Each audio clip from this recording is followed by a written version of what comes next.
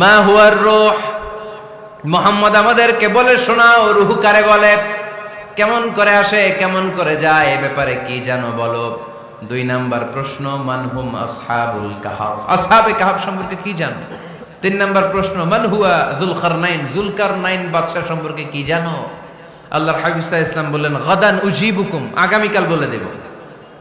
কি বললেন? সবাই বলেন উত্তরে কি বললেন? আগামীকাল বলে দেব। তো আগামীকাল সবাই এসে হাজির। বলো, 3টা প্রশ্ন রেখেছিলাম গতকাল, উত্তর বলো। আল্লাহর হাবিব সাল্লাল্লাহু আলাইহি ওয়াসাল্লাম বলতে পারলেন না, কারণ ওহী আসেনি। তিনি ছিলেন ওহী নির্ভর, dependent on wahi, dependent on revelation, guided by the wahi. তিনি এর পরের দিনে বললেন গাদান উজিবুকুম, আগামীকাল বলবো। এর পরের দিনে এরা এসে হাজির, উত্তর নাই। আল্লাহর হাবিব সাল্লাল্লাহু আলাইহি ওয়াসাল্লাম আবারও বললেন গাদান উজিবুকুম, আগামীকাল বলবো। এর পরের দিনে এরা এসে হাজির। এরকম 1 দিন 2 দিন 3 দিন নয়, টানা 15 দিন আল্লাহর হাবিব সাল্লাল্লাহু আলাইহি ওয়াসাল্লামের প্রশ্নগুলোর উত্তর করতে পারেন নাই। আল্লাহর হাবিব সাল্লাল্লাহু আলাইহি সাল্লামের নবুয়তি জিন্দেগিতে এত বিব্রতকর পরিস্থিতিতে তিনি কখনো পড়েন নাই।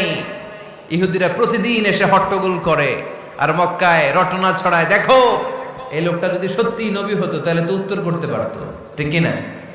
যেহেতু উত্তর করতে পারে না, আসলে সে আসল নবী নয়, সে ভণ্ড নবী, মিথ্যা নবী। পড়েন না আউযুবিল্লাহ। 15 দিন পর আল্লাহ আয়াত নাযিল করলেন ওয়ালা তাকুলান্না লিশাইইন ইন্নী ফাইলুন যালিকা গাদা ইল্লা আইয়াশা আল্লাহ। ও নবী, ভবিষ্যতের ব্যাপারে সামনে থেকে যখন আপনি ওয়াদা দিবেন, ওয়াদা দেওয়ার সময় ইনশাআল্লাহ শব্দটা মিলিয়ে দিবেন।